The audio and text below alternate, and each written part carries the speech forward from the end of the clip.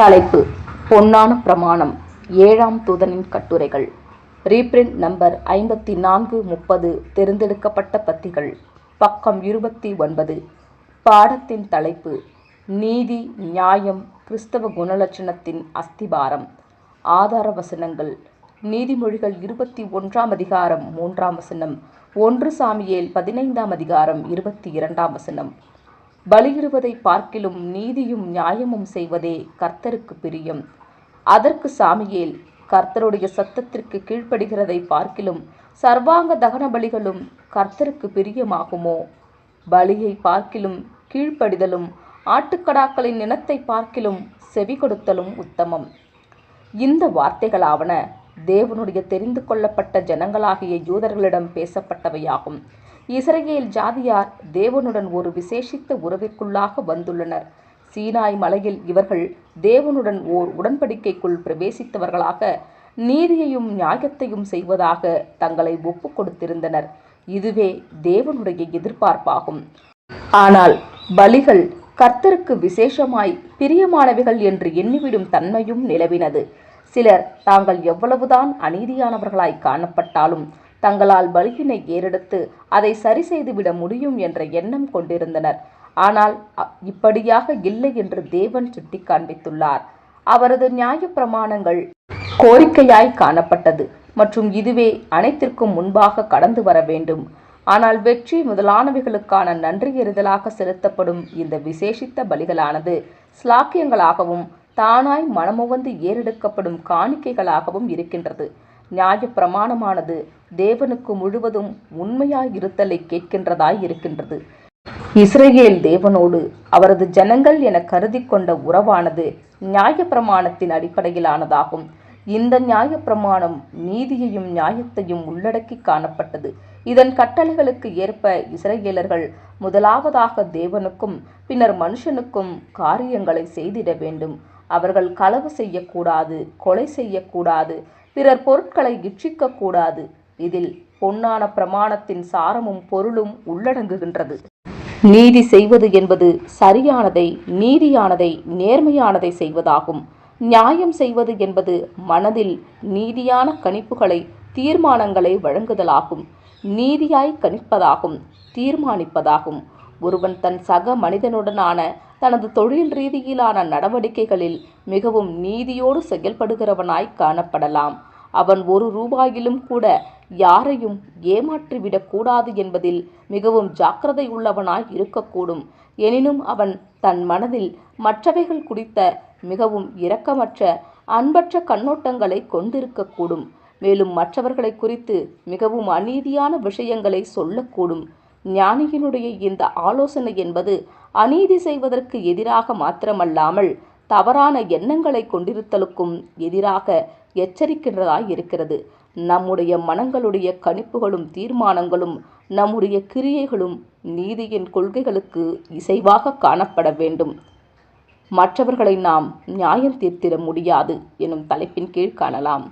உறுதியான நிரூபணங்கள் இல்லாமல் யாரையும் குறித்து பாதகமான விதத்தில் நாம் கணித்திட, நியாயம் தீர்த்திட, தீர்மானித்திடக்கூடாது. அவர்கள் சரியானதையே செய்ய முயன்று கொண்டிருப்பதாக கூறுவார்களானால் நாம் முடிகிற மட்டும் அவர்களது உண்மையினை அங்கீகரித்திட வேண்டும். நாம் அவர்களை மாய்மாலக்காரர்கள் என்று அழைத்திடக்கூடாது. ஏனெனில் நம்மால் அவர்களது இருதயங்களை கணித்திட, நியாயம் தீர்த்திட முடியாது. நமது கர்த்தர் அவரது நாட்களில் சிலரை மாய்மாலக்காரர்கள் என்று அழைத்தார். அவருக்கு இருதயங்களை அறியக்கூடிய மேலான வல்லமை உண்டு மற்றும் நமக்கு அந்த வல்லமை கிடையாது. நாம் மற்றவர்களது நோக்கங்களை நியாயம் தீர்த்திடக்கூடாது. அவர்கள் அறிக்கையிடும் காரியங்களுக்கு அப்பாற்பட்டு நாம் சென்றுவிடக்கூடாது. ஏனெனில் அப்படி செய்ய நாம் இயலாதவர்களாகவும். புறம்பான கிரியைகளை சில சமயம் தவறானது அல்லது சரியற்றது என்று நாம் நியாயம் தீர்ப்பது உண்டு. ஆனால் நாம் இருதயங்களை நியாயம் தீர்க்க முற்படக்கூடாது. இதில் கணிப்பு தவறுவதற்கு வாய்ப்புள்ளது. நம்முடைய ஒவ்வொரு கிரியையிலும், வார்த்தையிலும், எண்ணங்களிலும் பொன்னான பிரமாணத்தினை கைக்கொள்ளுவதற்கு நாடும்படி நாம் நம்மையே ஒப்பு கொடுத்துள்ளோம். மற்றும் ஒருவேளை நாம் பலி செலுத்தும் விஷயத்தில் மிகவும் அதிகமான வைராக்கியத்தினை வெளிப்படுத்தினவர்களாகவும் அதே சமயம் நீதியின் பிரமாணத்தினை மீறுகிறவர்களாகவும் இருக்கும் நிலைமையை விட ஒருவேளை நாம் பலி செலுத்தாதவர்களாக காணப்பட்டு பொன்னான பிரமாணத்துடன் நாம் உறவை தக்க வைத்துக் கொண்டவர்களாக மாத்திரம் இருக்கும் நிலைமையிலேயே தேவன் மிகவும் பிரியப்படுவார் என்பதை நாம் நினைவில் வைப்போமாக. இப்பிரமாணமானது நாம் நம்மை அன்பு கூறுவது போன்றே நம் அயலார்களை அன்பு கூற வேண்டும் என்று கோரிக்கை வைக்கின்றதாய் இருக்கின்றது. எனக்கு உண்டான யாவற்றையும் நான் அன்னதானம் பண்ணினாலும் என் சரீரத்தை சுட்டெரிக்கப்படுவதற்கு கொடுத்தாலும் அன்பு எனக்கு இராவிட்டால் எனக்கு பிரயோஜனம் ஒன்றுமில்லை என்று அப்போஸ்தலன் 1 கொரிந்தியர் 13ஆம் அதிகாரத்தில் அன்பை குறித்து நமக்கு நினைப்பூட்டுகின்றார். கிறிஸ்துவின் சீஷர்களாகிய நமக்கான சரியான காரியம் நம் நடக்கையில் பொன்னான பிரமாணத்தினை நாம் கைக்கொள்ளுவதும் நம் எண்ணங்கள் மற்றும் உதடுகள் குறித்து கவனம் கொண்டிருப்பதும் ஆகும். மேலும் நாம் பெற்றிருக்கும் யாவற்றையும் தொடர்ந்து கர்த்தருக்கு பலியாக ஏறெடுக்க வேண்டும். ஆனால் கீழ்ப்படிதல் நீதி முதலாவதாக வர வேண்டும். ஏனெனில் இதையே தேவனுடைய நியாயப்பிரமாணம் எதிர்பார்க்கின்றதாய் இருக்கிறது. தியாகமான அன்பினை வளர்த்திடும் விஷயத்தில் முன்னேறுவதற்கு முன்னதாக நாம் நீதி நியாயத்திற்கான ஓர் அன்பினை பெற்றிருக்க கற்றுக்கொள்ள வேண்டும். ஒருவன் தயாளனாயிருப்பதற்கு முன்பதாக அவன் நீதி உள்ளவனாக இருக்க வேண்டும் என்ற பழமொழி காணப்படுகின்றது. இது புது சிருஷ்டியின் அங்கத்தினர்கள் என யாவரிடத்திலும் கண்டிப்பான நீதியினை கைக்கொள்ளும் காரியம் தொடர்பான இப்பாடத்தினை கற்றுக்கொள்வதற்கும் தேவனால் ஏற்றுக்கொள்ளப்பட வேண்டுமெனில் முற்றிலும் அவசியமானதாய் கருதப்படும் இப்பண்பினை அவர்கள் அன்றாடம் நடைமுறைப்படுத்துவதற்கும் தேவனுடைய பிள்ளைகளை ஏவுகின்றதாய் இருக்கின்றது.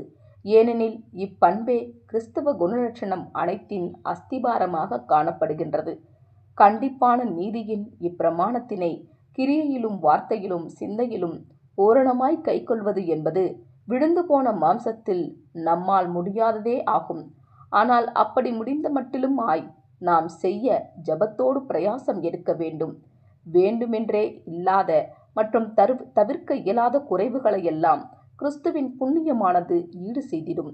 குணலட்சணத்தின் இந்த அஸ்திபாரத்தினை நன்கு போட்டவர்களாயிருப்பவர்கள் மாத்திரமே சரியாய் முன்னேறுகிறவர்களாயிருப்பார்கள். நீதி குறித்த தவறான கருத்துக்கள் எனும் அஸ்திபாரத்தின் அல்லது அநீதியின் மீது கட்டப்பட்ட அன்பானது ஏமாற்றுத்தனமானதாகும் மற்றும் அது கர்த்தருடைய வார்த்தை குறிப்பிடுகிறதும் உண்மையான சீஷத்துவத்திற்கான நிரூபணமாக அவரால் எதிர்பார்க்கப்படுகிறதுமான அன்பல்ல. தேவனுக்கு கீழ்ப்படிதல் என்பது கிரியையிலும் வார்த்தையிலும் சிந்தையிலும் நீதியாய் காணப்படுவதற்கு முயல்வதே ஆகும். ஆமேன்.